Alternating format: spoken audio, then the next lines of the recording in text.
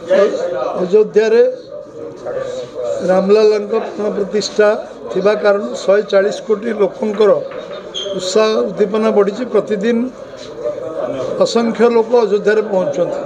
एथर श्रीराम नवमी सबु जगार बहु उत्साह पालित होगा जाऊँगी।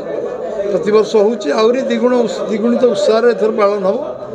मु आशा करुच्ची विगत दिन मानक सबु वर्गर लोक समाजर प्रति स्तर लोक से क्षुद्र व्यवसायी हूँ बड़ व्यवसायी हूँ व्यक्ति विशेष हूँ समस्त अकुंठ सहयोग समर्थन मिलता कारण से निश्चय श्रीराम महायज्ञ समिति धन्यवाद दब।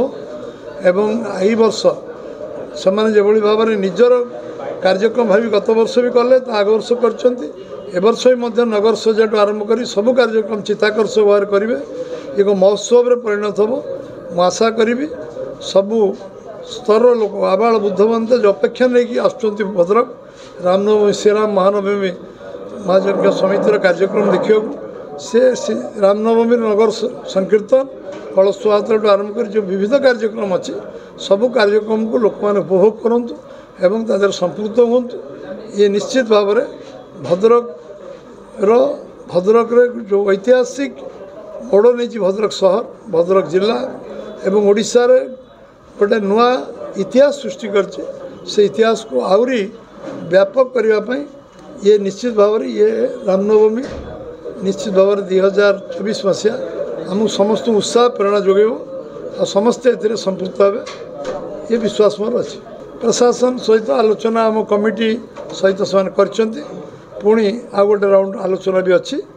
आम आलोचना करूँ जो जो जहाँ जहाँ प्रशासन सहयोग दरकार आम श्रीराम महायज्ञ कमिटी से सहयोग कर आमठू आम जो जो अपेक्षा आमर अच्छे आम श्रीराम महायज्ञ कमिटी दायित्व होमती सुचारू रूप से श्रृंखलित भाव में श्रीराम महायज्ञ समिति तरफ रामनवमी नगर संकीर्तन विभिन्न कार्यक्रम अनुष्ठित हो।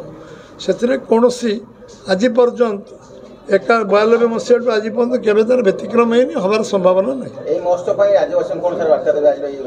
यहाँ हूँ राज्यर महोत्सव राज्यवासी समस्ते आसतु जोग दिंतु।